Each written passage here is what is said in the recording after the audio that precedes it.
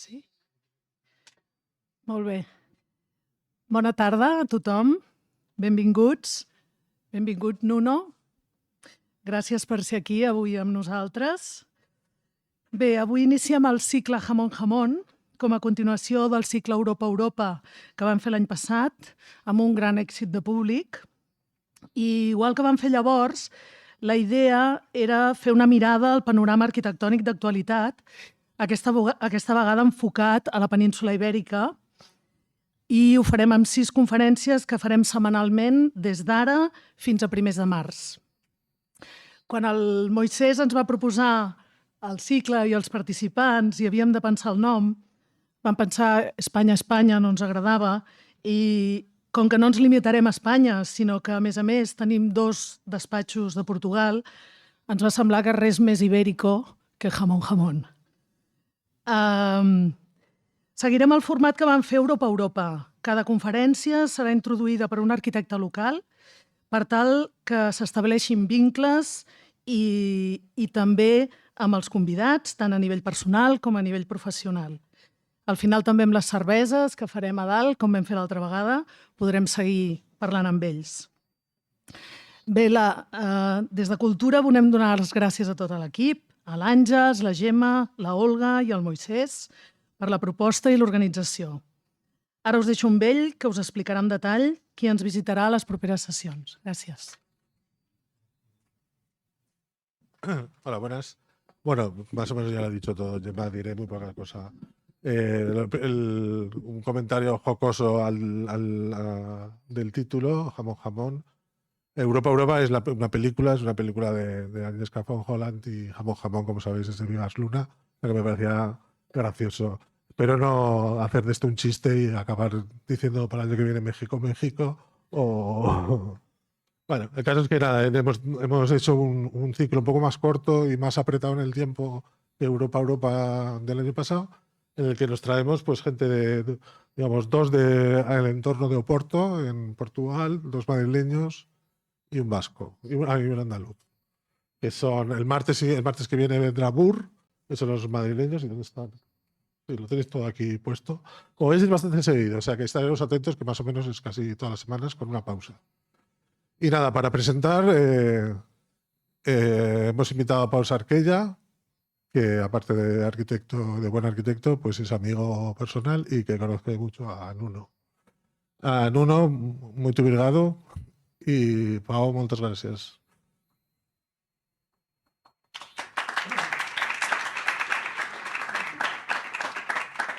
Deixeu-me beure un moment d'aigua, perdoneu, perquè, com heu vist, he arribat derrapant. Tinc la boca superseca.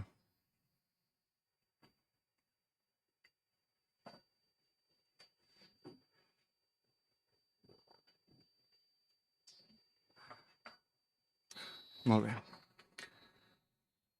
Moltes gràcies i moltes felicitats a Moisès, a Gemma i Inés, no sé si ha hagut de marxar, un any més pel comissariat i per l'organització d'aquest nou cicle de xerrades després de l'èxit de l'any passat d'Europa 2.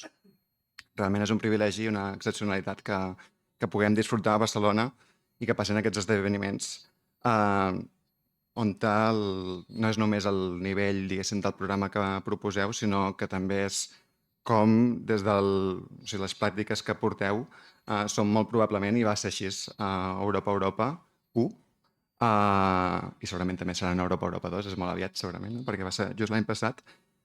Com deia, seran segurament les pràctiques que configuraran el futur pròxim del panorama arquitectònic internacional.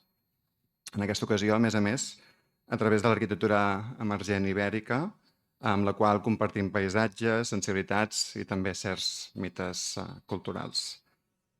I en aquest context ibèric, malgrat el meu marcat accent banyolí, que molts de vosaltres ja coneixeu, passaré al castellà per dirigir-me a Nuno, malgrat segurament si li parlo en català en principi m'hauria d'entendre perquè ens coneixem de molts anys i la història sempre i el joc és que ell ens parla portuguès i que nosaltres li parlem català o castellà, per tant ens hauríem de més o menys entendre. Però, com deia, donat el context ibèric, em passaré en el castellà. Y bien, como veis, Nuno Melo Sousa, además de ser un fantástico arquitecto al que admiro profundamente. Es también un muy gran amigo, un amigo que, como veréis, de hace ya muchos años. Y aprovechándome de tal amistad y siguiendo un poco el juego de Moisés, a raíz del título del ciclo de las charlas que hoy empieza, permitidme por un momento, aunque sea un poco forzado, perdóname Nuno, hablar de él como si fuera Raúl, es decir, Javier Bardem. Y es que si Vigas Luna situaba Jamón Jamón en los monegros, en una geografía periférica, casi tangencial, respecto a los ritmos metropolitanos, creo que la plática de Nuno también se puede entender desde una condición parecida, una tangencialidad territorial. No porque sea marginal, ni mucho menos, sino porque se articula desde otro lugar, desde otro ritmo, desde otra posición respecto a los centros, y en el que las relaciones entre vecinos tienen historia, pero también memoria. Nuno, como dice en su página web, vive y trabaja desde Penafiel, un municipio del interior portugués junto al río Támega, de una pequeña escala de poco más de 15.000 habitantes. Pero lo relevante aquí es que Nuno también nació a Penafiel y también decidió volver y desarrollar su práctica profesional en Penafiel, una posición que creo atraviesa profundamente su obra. Se formó como arquitecto en la FAUP, donde actualmente es profesor de proyectos de cuarto, si no me equivoco. Pero su trayectoria lo llevó también a Delft, donde allí, 2009, hacía mucho tiempo, coincidimos como estudiantes Erasmus y compartimos el estudio de Interiors dirigido por Laura Álvarez. Ya entonces, su proyecto de oficinas en Hohenems, Vorarlberg, Austria, destacaba por su claridad estructural y una ambición formal poco común en aquel contexto. Unos años más tarde, a través también de Laura Álvarez, volvimos a coincidir en nuestra primera experiencia como docentes, bastante lejos, en Índia, en el International Program in Design and Architecture de la Universidad Chulalongkorn en Bangkok. Los 4 intensos años que pasamos allí, junto con mi socia Carmen Torres, con Natalia Vera y con Pachi Martín del estudio OSH, forjaron no solamente una profunda amistad, casi familiar, diría yo, sino también un primer marco de discusión pedagógico y arquitectónico en el que pudimos friccionar lo que habíamos aprendido de nuestras respectivas escuelas ibéricas, Porto, Barcelona y Madrid, con lo que proponían profesores de otras latitudes, todos jóvenes y con mucha ambición. Allí estaban también los Space Popular, Frederic y Lara, Animali Domestici, Antonio y Alicia, y también Leonid y Artem de Cosmos, que fueron ponentes el año pasado en Europa.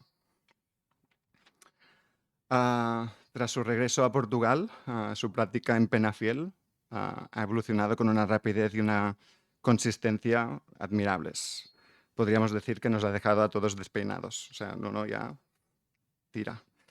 A una primera serie de proyectos más contenidos e iniciáticos, los cuales muchos pudimos casi ver cómo empezaban desde Bangkok, le ha seguido un conjunto significativo, enorme ya, de obras construidas, o sea, por su edad, o sea, somos coetáneos, es como impresionante todo lo que ha hecho ya, en los que el trazado de la estructura y sus equilibrios, fruto de su gran afición al dibujo, hoy os lo va a enseñar, se combinan con una gran sensibilidad constructiva y profundamente enraizada con la tradición portuguesa, a la que Nuno acude y admira, y si no, preguntarle a quién le encargan Nuno proyectos cuando no los hace él. A ver si explica algo de esto. Pero de la que también sabe alejarse para articular un nuevo lenguaje coherente y reconocible. Quizá por esto no es casual que su presencia recurrente en el contexto barcelonés los últimos años haya sido constante. Desde la mención del jurado que ganó con su casa en Otámega el 2021, mención del jurado de arquitectura, perdonad si no lo he dicho así, pasando por su participación también como jurado de los premios FAUP 2025 o la dirección de un taller recientemente en la Escuela de Girona, su participación hoy en Jamón Jamón y la invitación que le hemos hecho junto a Carmen, Tomeu, María, Mariona Benedito y Pau Baget, con los cuales tengo el placer de cocomisariar el siguiente Congreso de Arquitectura que se va a desarrollar este año de la UIA y del que Nuno va a formar parte de las 12 prácticas emergentes que van a dirigir el workshop internacional de estudiantes y jóvenes arquitectos que va a calentar motores antes de que el Congreso empiece. Más allá de, y acabo, más allá de su arquitectura, la gran capacidad comunicativa de Nuno, llena de humildad, y creo que esto es uno de sus caracteres más impresionantes para mí, pero también junto a sus metáforas futbolísticas, fruto de su gran afición al Porto, al cual acude cada 2 semanas junto a su padre al Estadio de Luz a ver los partidos, le confiere el don de encantador de serpientes, no solo hacia sus estudiantes, a los que encandila, sino también a sus colegas y amigos y, sobre todo, imagino, a sus clientes. Quizá por esto, en Penafiel es ya común que quien necesita a un arquitecto, y se dice, o nos han dicho, que solamente lo que tienen que hacer es hablar con Nuno. Entonces, sin más preámbulos, os dejo a Nuno.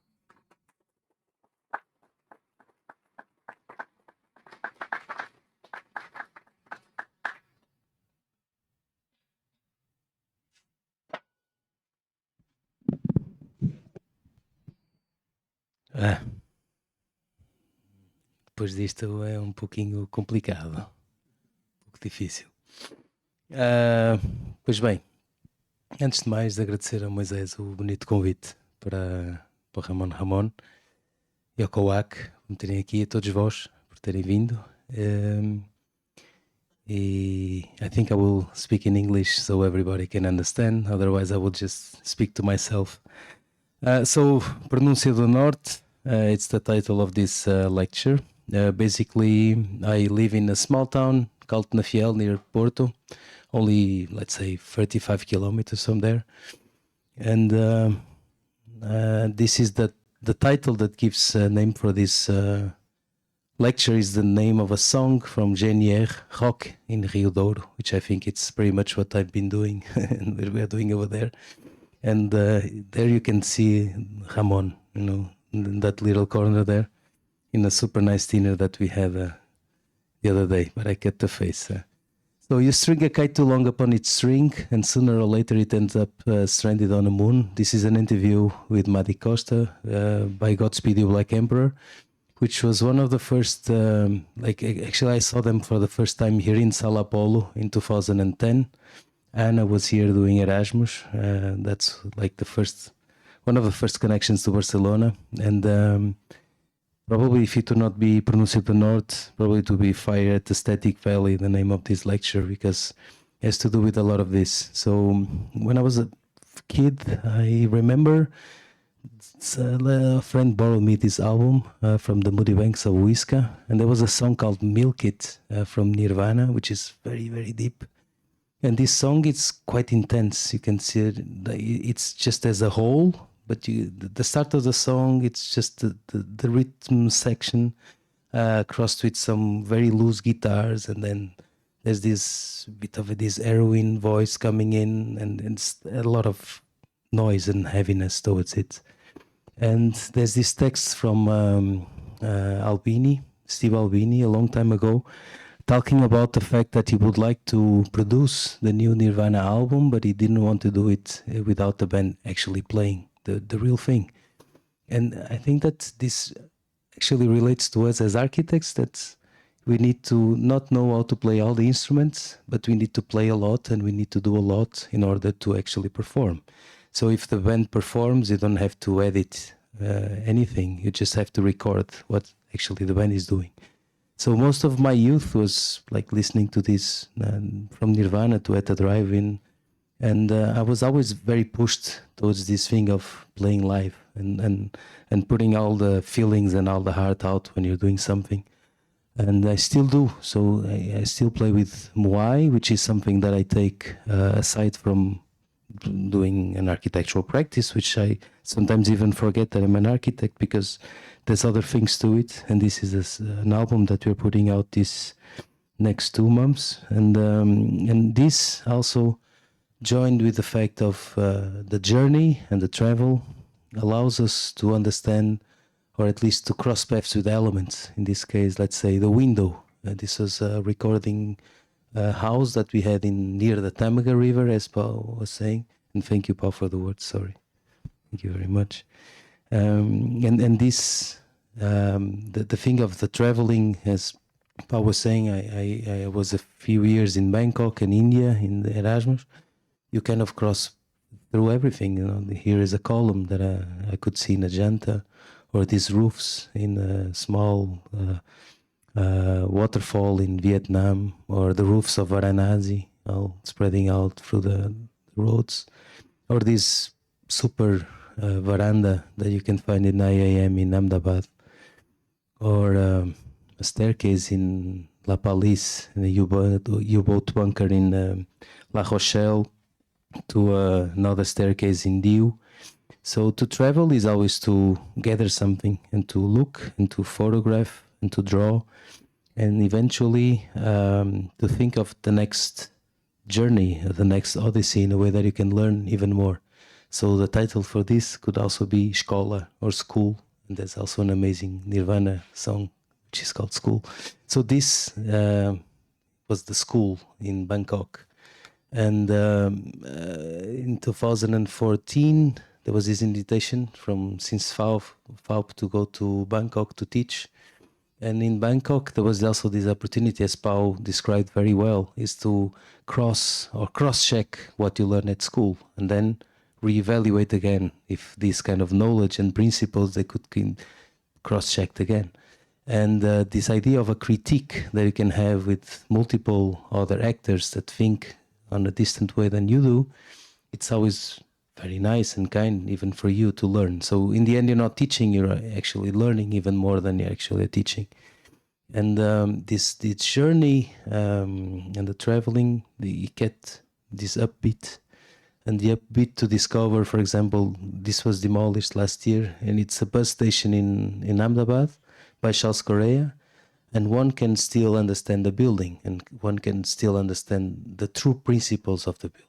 It's lift from the ground, it creates this canopy, it shelters, but still the whole beast is painted and has a billboard on top, but you can still understand what is the main idea, which is kind of driving through the process. And the drawings and more drawings and more drawings, which have to do with this act of not only photographing, but still sitting on a place and drawing things. And this is very attached to the school where I came from, and now I teach, which is FAUP, which for some, the decay of drawing is disappearing, but I also feel like it's a bit of a counterculture. So now with this phase of the AI and everything, I think it's very interesting that one draws and one actually takes the time to look into and draw what is in front of you.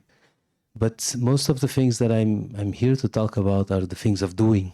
And the things of doing, where I come from, the principles and the idea has to be very strong, because people change ideas every once and then. And there's the cousin and the uncle and the friend of a friend that then changes the main idea. And this is one of my first clients, which was a very tall guy, very, very nice person that kind of started my office. And by office, I mean, let's say, having a commission to do something. So once you finish school.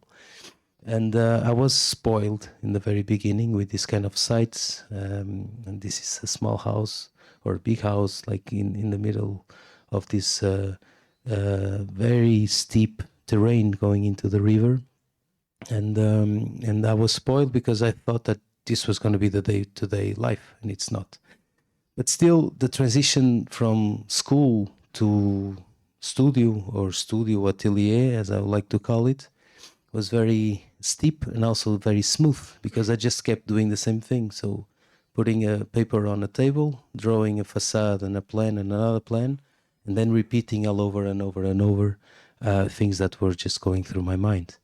And and to stay at the building site and to actually feel how things are done and to understand what you're demanding from the building site, it's also a part of the deal, and that's what's the information flow that comes from that learning.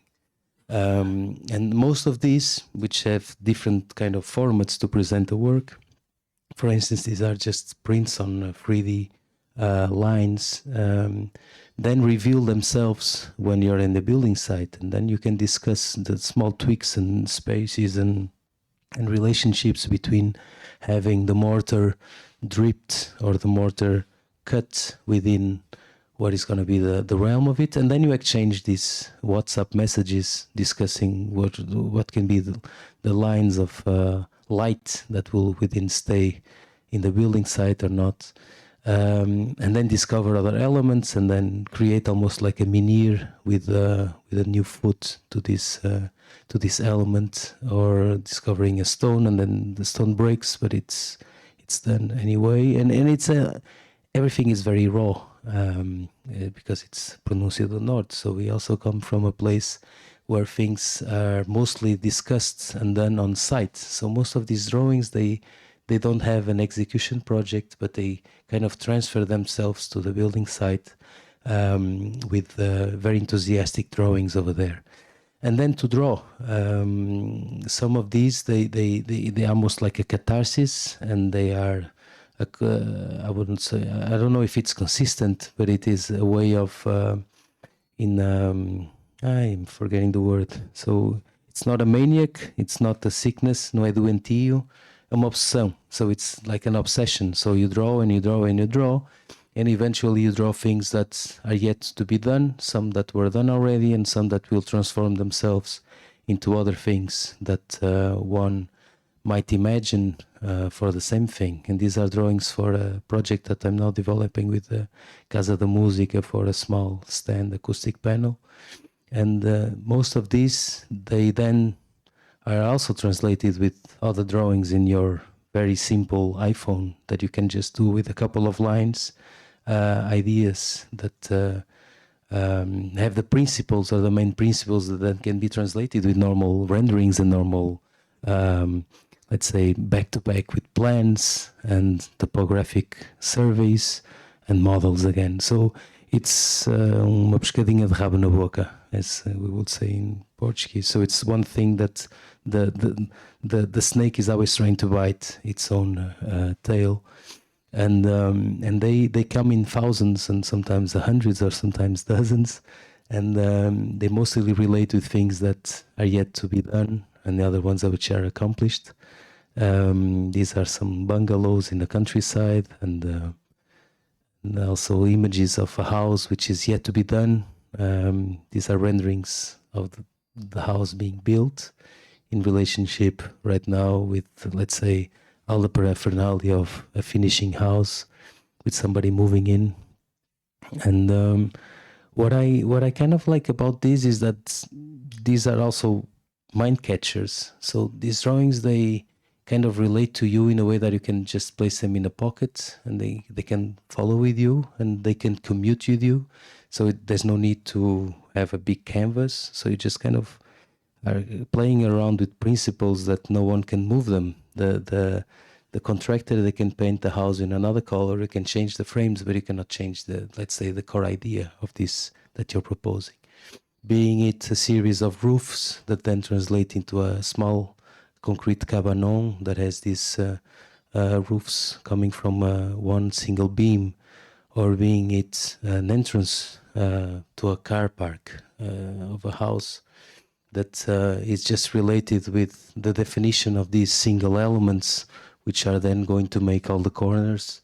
And these ones, they cannot change, because the only thing that one contractor understands is that the structure is the one that sustains the house. And if you change the structure, the house might fall. And then if the house might fall, somebody goes to court. So these are the things that you can still control.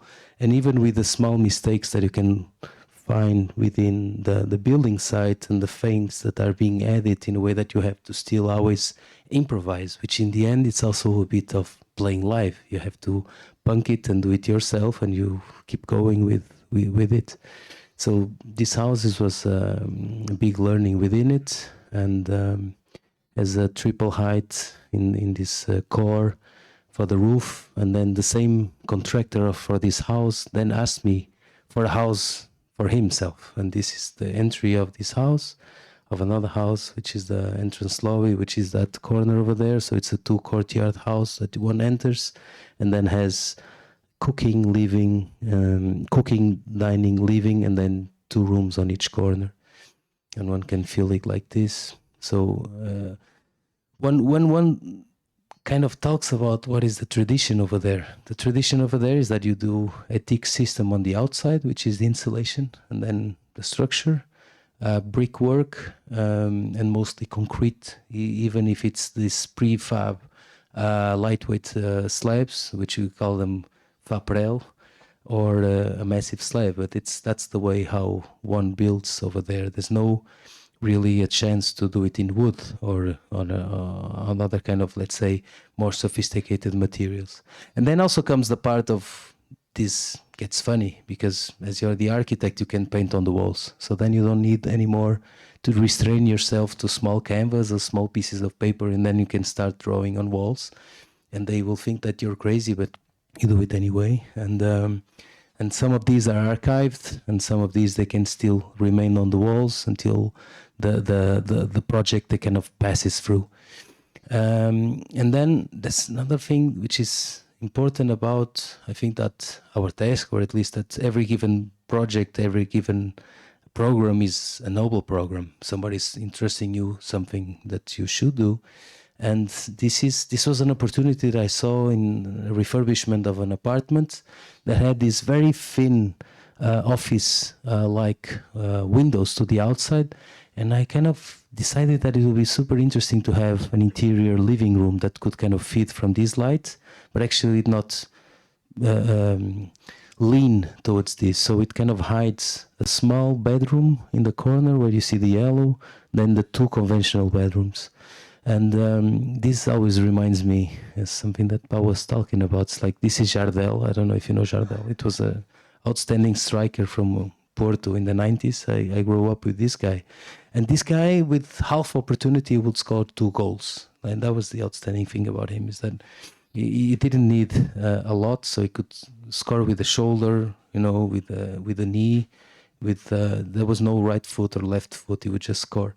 So in this case, it was a bit like this. Like I could see this opportunity that this client was able to provide on creating, let's say, a space on its own, and a totally sheltered niche for the living room that will then create these other spaces that where one could sleep, or one could just wander, or just work, and things that kind of go like this. And right now I'm facing this trouble of scale and trouble of opportunity, as I was invited to do a couple of projects in Albania that spread with, let's say, towers of 20 floors and something like that. And I'm also trying to understand what is the opportunity here. So this is just a model of a tower with the staircase and the elevators out as a structure that can then sustain, let's say, the blades for each floor.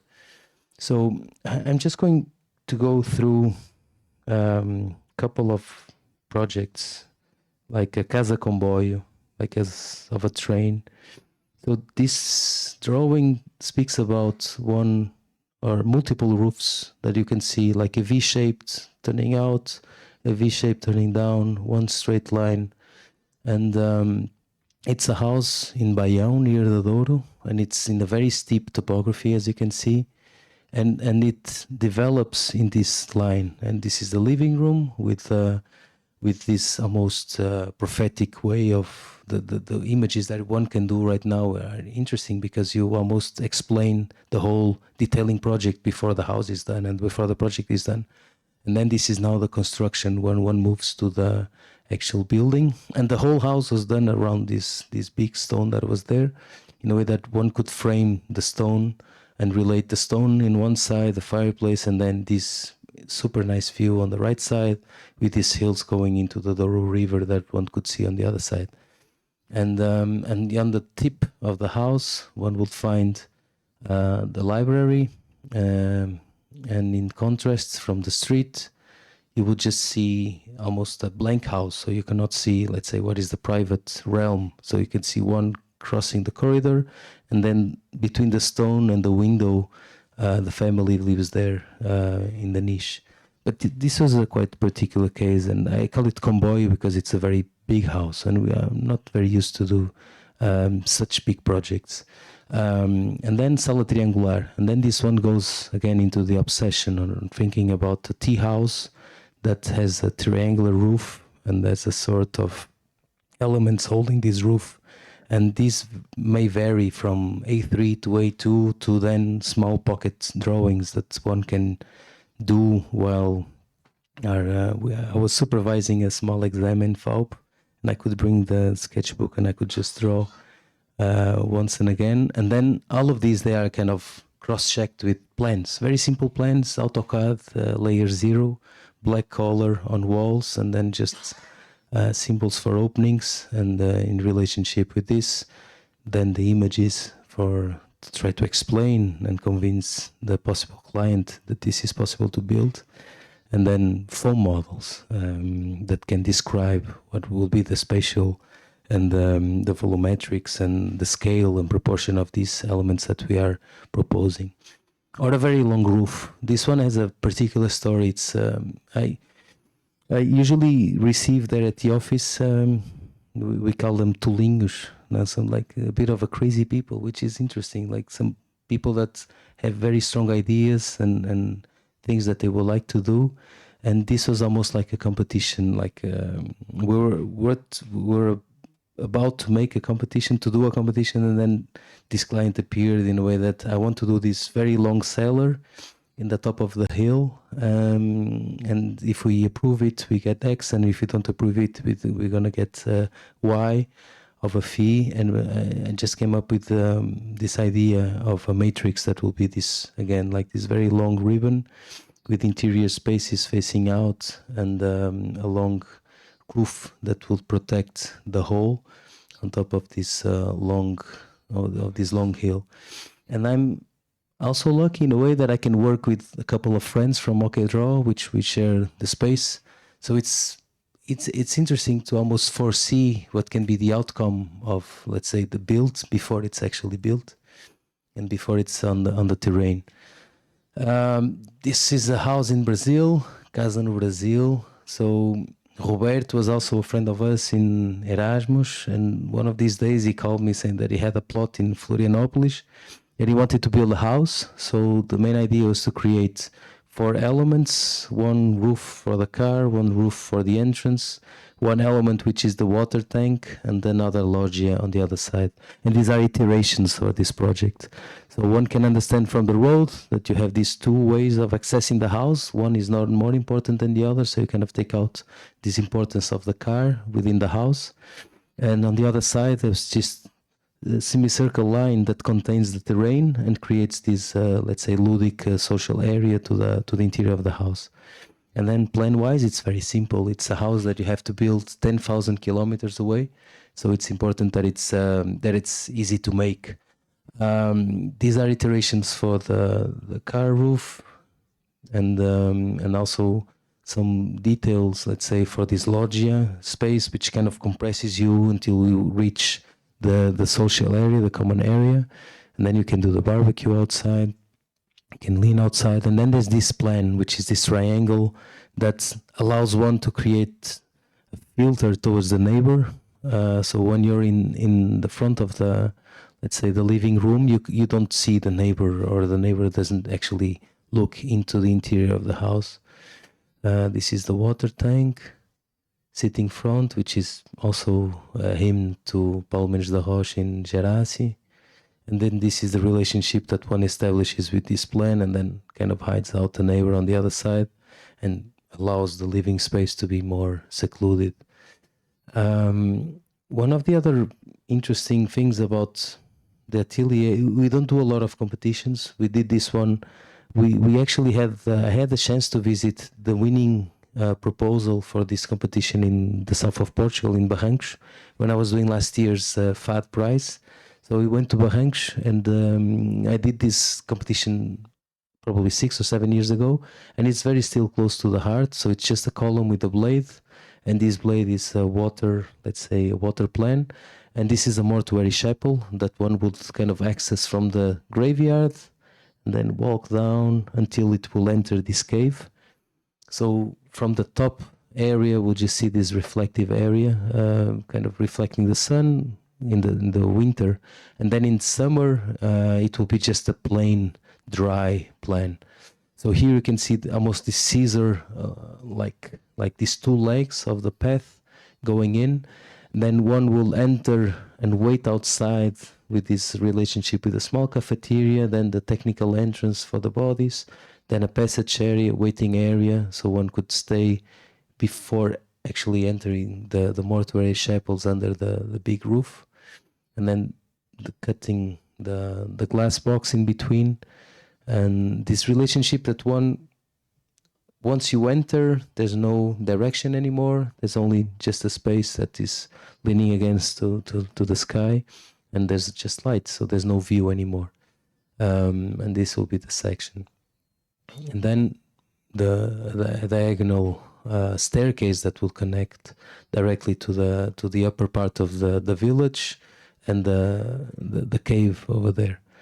But this one, and this is the part of the story that we stopped doing competitions because this was like we were 92 out of 96 in this competition, so we gave up on doing competitions.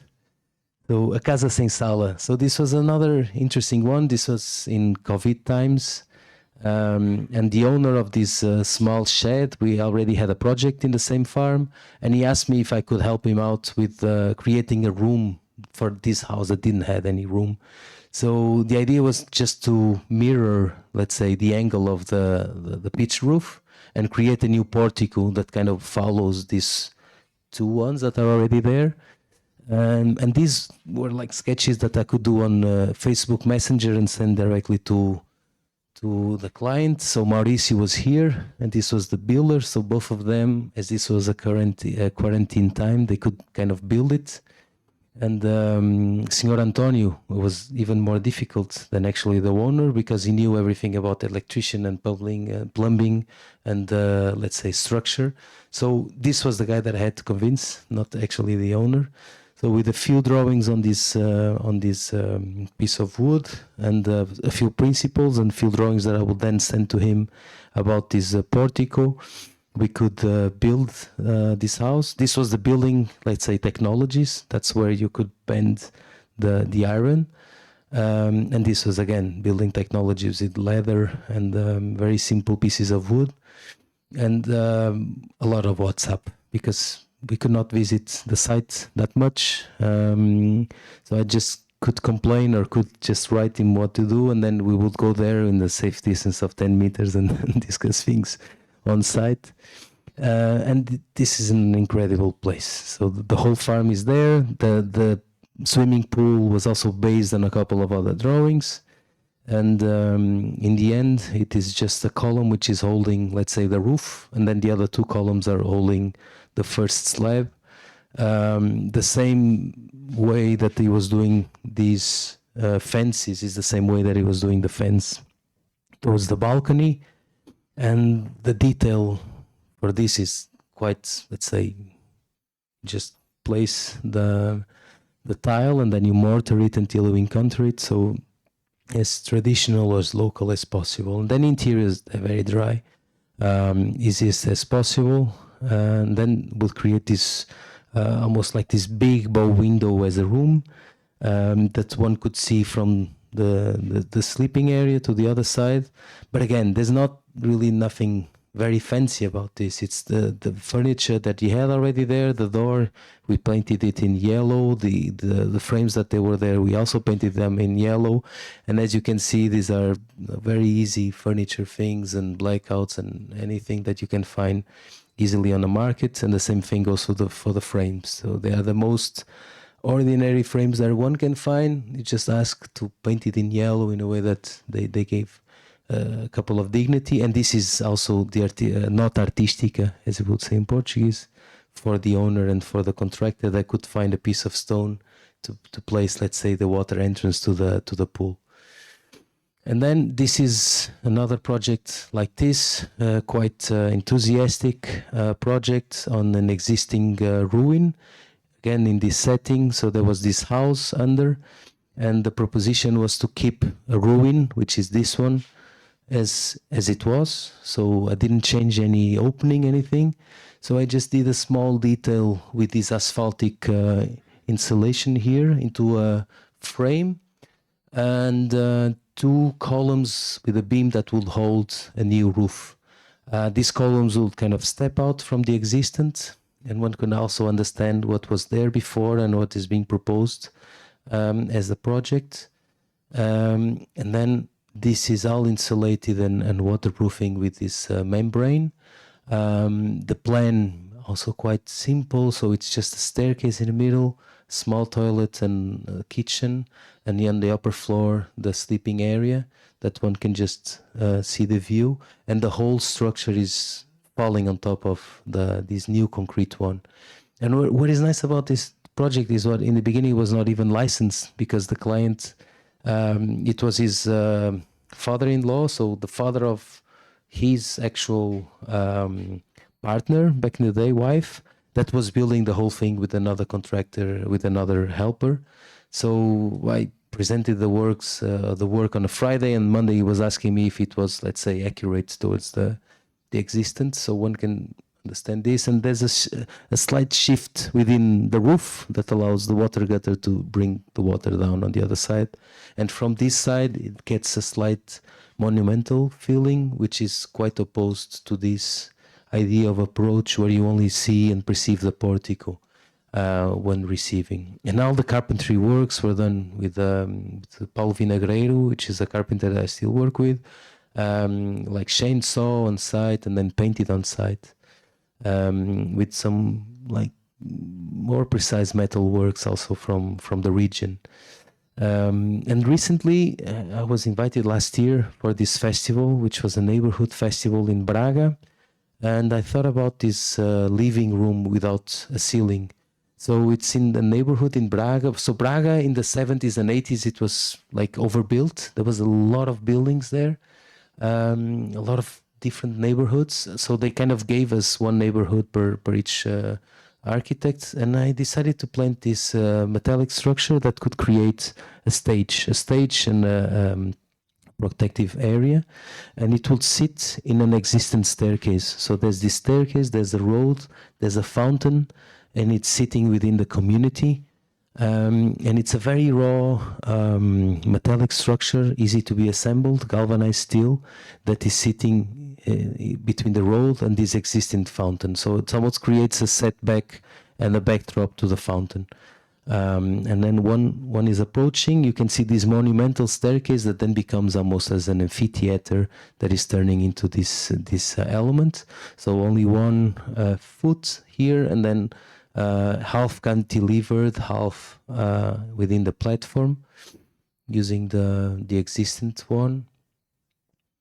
And on the other side, you will find totally blank, opaque area that can also reflect the movement of these trees, with a tyrant that also can be a scora, that is kind of sustaining the winds from both sides. So if the wind blows from this side, it kind of retains, and if it blows from the other side, it also doesn't allow it to close.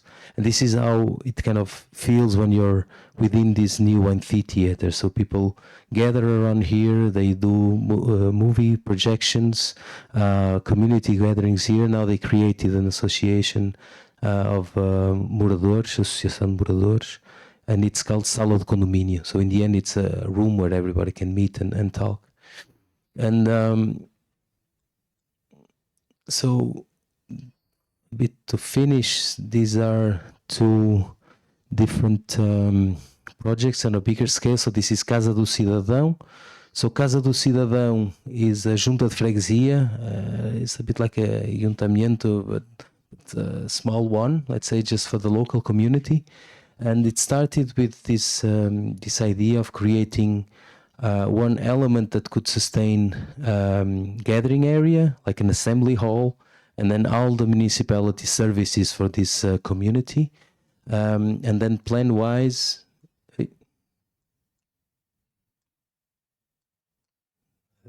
Acho que estou sem bateria.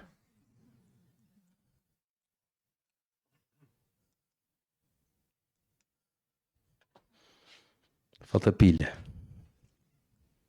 Oh, okay. So in the beginning, so you're received by this element that one can understand if you will going this way or that way directly to the assembly hall. And the first room, it's loja de cidadão. You can do your cartão de cidadão, talk with the president, etc. And then you move into the community hall. The whole building is quite closed in itself, so it lives from this use of the skylights, which is this plan where one can see above. And on the -1, it's the more technical area, an area also for the workers. So there's a small toilet and the changing room, storage area, parking, etc. So in a way, once you enter this building, you have a section of elements that kind of play a role vertically.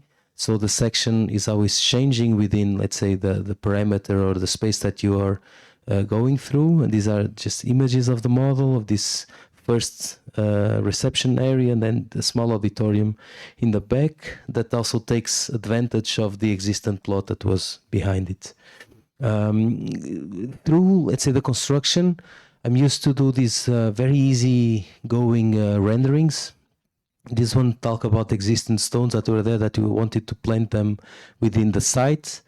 And also discussions on if you should paint the floor due to its finishing, the relationship between, let's say, the furniture and the beams, or a water gutter in the entrance. And these are now images of the construction. So this is the structure during the first phase of the construction phase. And then this is the reality of building a public building in Portugal, which I don't know if it's very similar to here, but I guess not. So it's all, again, very raw. You have to be there on site a lot. And things are quite messy and chaotic. Kind of remembering this of Conoyo's, this Team Hackers cover for an album where everything is kind of exploding and you have to have faith to finish the project.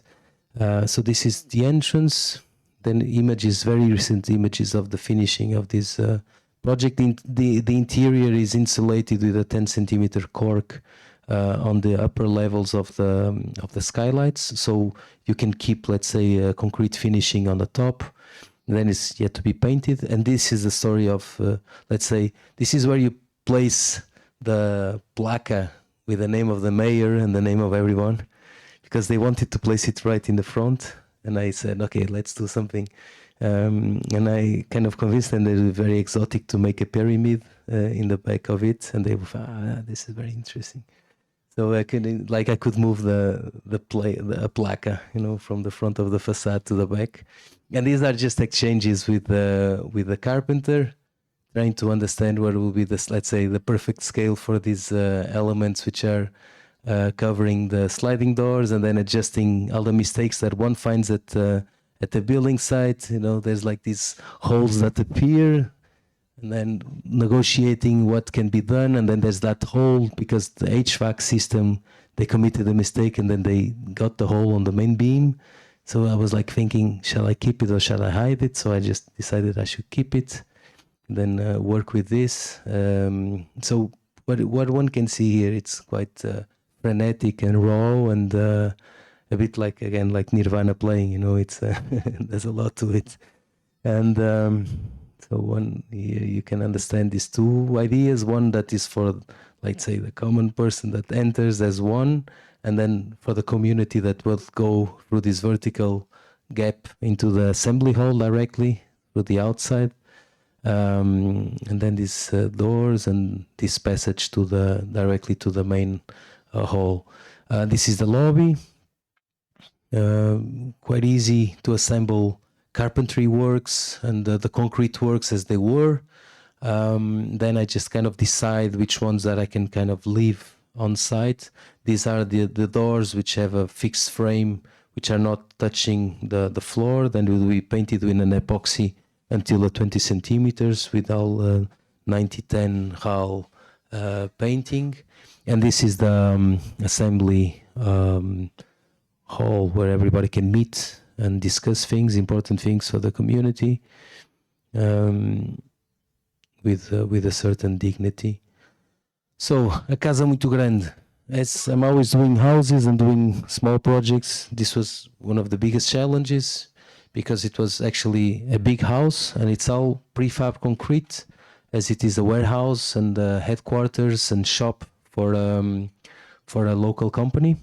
And it was discussed with a prefab concrete builder. I kind of submitted the project and with the client, and we started discussing with them. And these guys, they could really follow the project and allow us to place the prefab panels vertically and with a structure outside. And then I understood what is the nicest thing about this prefab is that there's like, it's almost like as a centipede because it has all these feet which is going to be planted on the floor. And here you understand, let's say, the section. So on the first area it's the shop, then there's a courtyard, headquarters, let's say administration, courtyard on the circle, and then showroom, and on the back of the house all the amenities and all the technical assistance. And section wise it was a blend between prefab concrete and the use of let's say brick. Plan wise, here it's very simple to understand that it was important to make a gallery because there was a difference of 9 meters from the top level to the lower level, and there's a second level on the main core. So here there's shop with desks, working area, toilets, and cabinets on the back of the house as small boxes inside the main house, and the lobby foyer for the reception, meeting area, and showroom. And then upstairs 3 offices, small kitchenette, the staircase, and the space. So huge learning again. Never worked before with prefab concrete.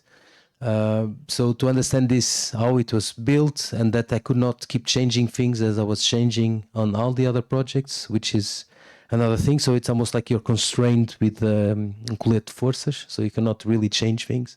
You have to decide everything on project. So we did like 16 revisions to the prefab concrete, like a bit up, a bit down, until they got fed up with us and said, this is the final revision. Then we move on site. And all the walls which are holding on the terrain are made with local granite stone with the caged gabião, muro de gabião. Then here one already can perceive through the building all the feet, the dark feet which is holding all these structure elements, and this is quite also nice because the client can perceive the building way before it's finished.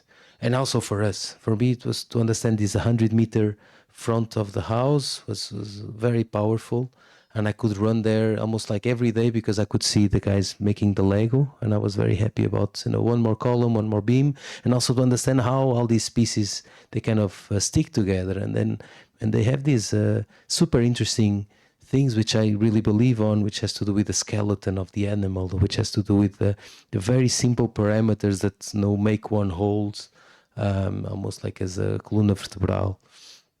So the whole thing even gets more interesting or intense with the rain, the heavy rain and the mud, and the fact that you have almost a finished building within the mud. And when you start looking at the panels and the scale of this 3x9 compared to a person, it's quite intense. And once the whole structure was done, you could see the whole building before it was finished, and there was like these very dystopical images of this mud floor with this very strong structure on top of it, and it's sitting on top of the hill. There's a lot of mist, and this happens a lot, so it kind of engulfs this beast, and it's I was quite happy about the process. And this is how it's right now. So we finished the pavement outside. So it's a granite pavement, local calçada de granito, cubo de terceira. So it's the roughest one that one can find. With a staircase, which is finishing, one stair is finishing the gallery, and then the other two like a snake tongue, which is opening, which is this front of the house entrance staircase that kind of takes you to the lobby, and then the gallery and all the fixed metal works with Anselmo Sousa, which is a very good friend now. We had a lot of meetings in the serralheria and on site to adjust these elements and to make them work. The courtyard in the very beginning, I really hope that this kind of flourishes.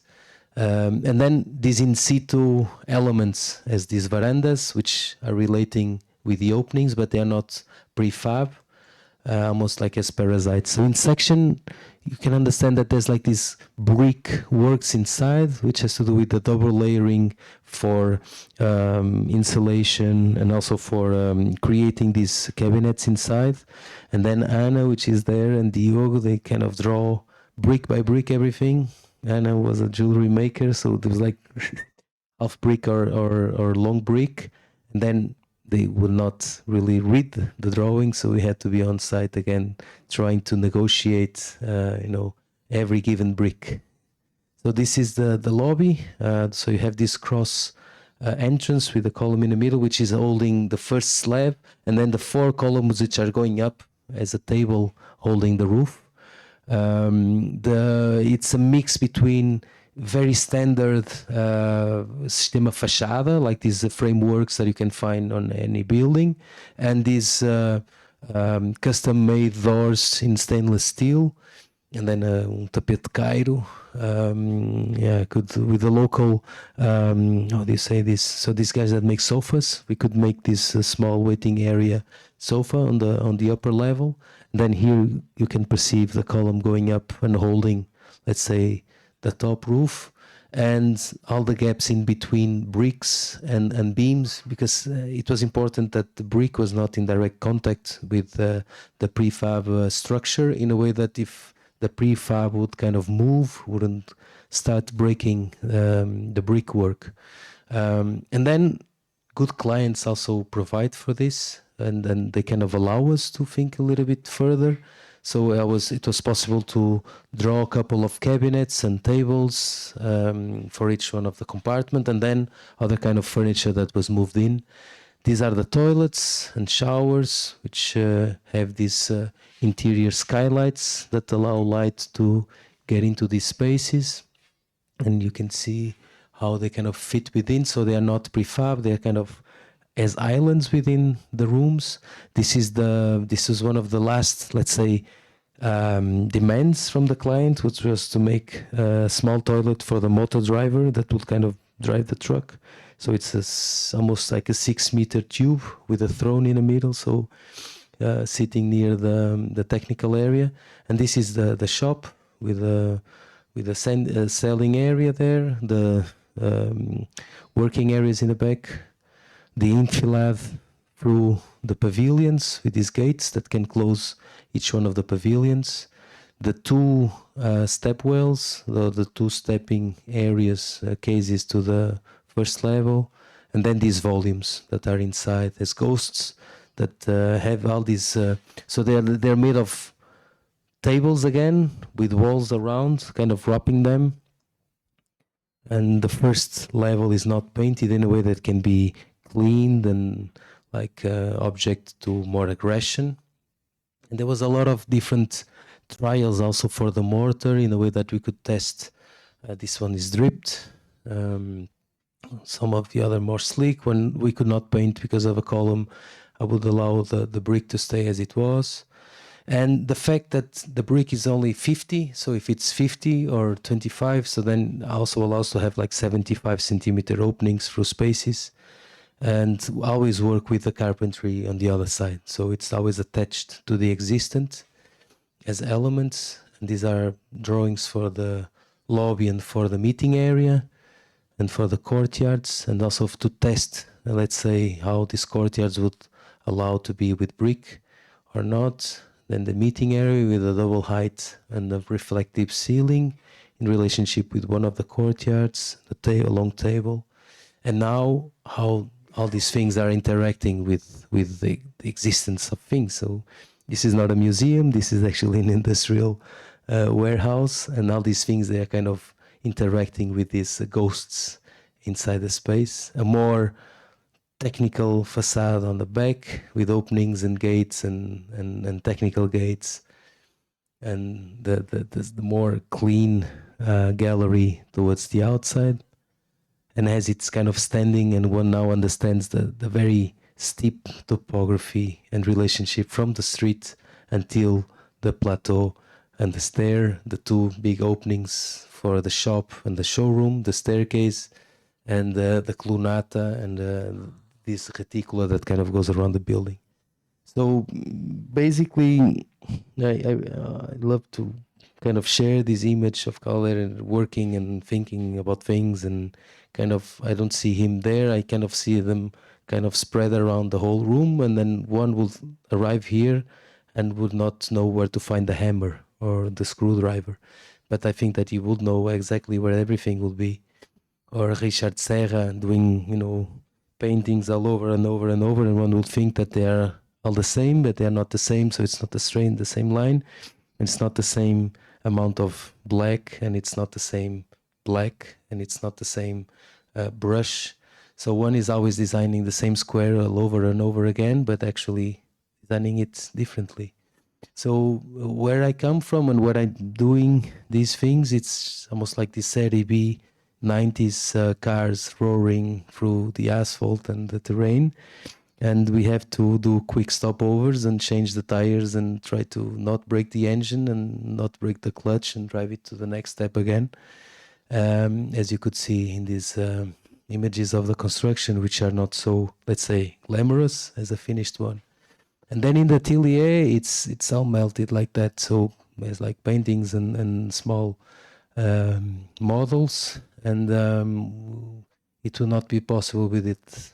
Ana, Inês, and Diogo on the above image, and also with André and Diogo on the below image, also painting some of the other drawings that you could see. That they're not mine, but they are theirs. And I swear I really wanted to make a rap album, but this is literally the way the wind blew me this time. This is a super nice song from André 3000, and it kind of wraps it up. Thank you very much. Obrigado.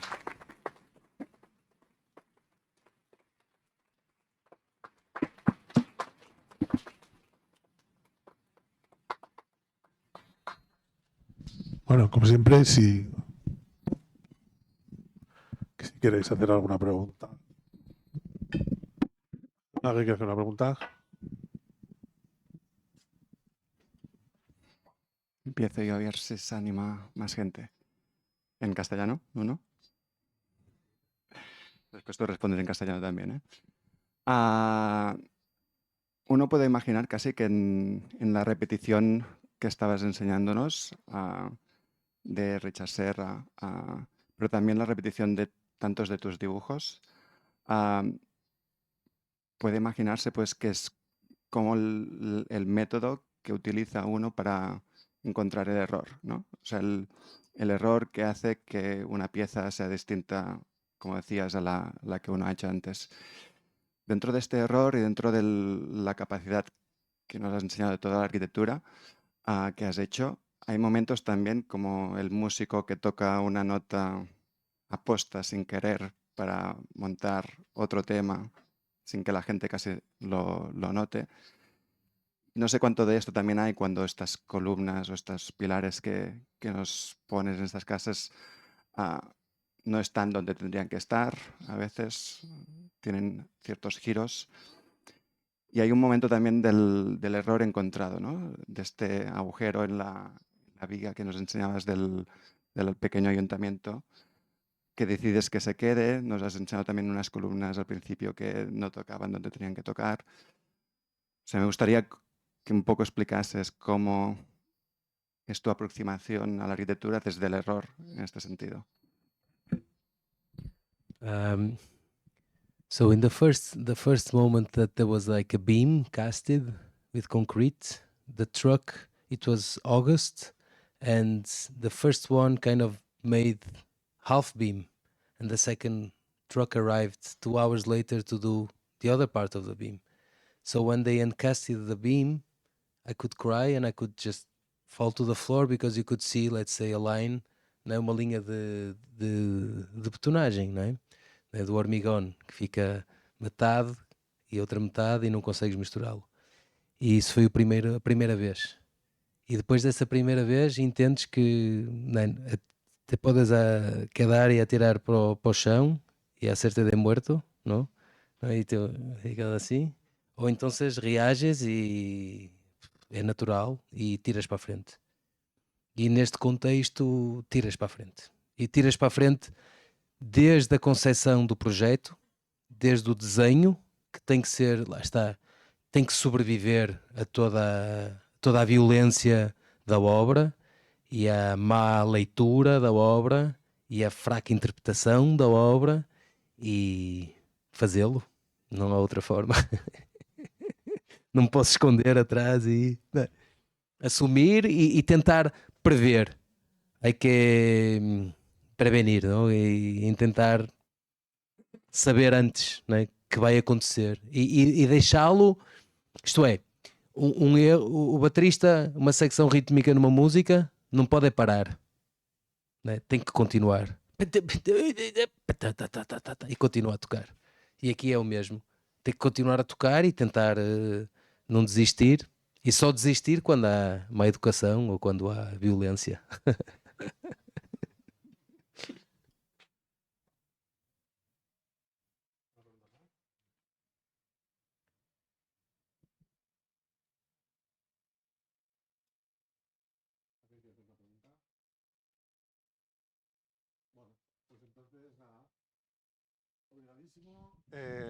Y como siempre, continuamos arriba con las cervecitas. Puedes salir a la terraza, ¿eh? Así que subimos arriba.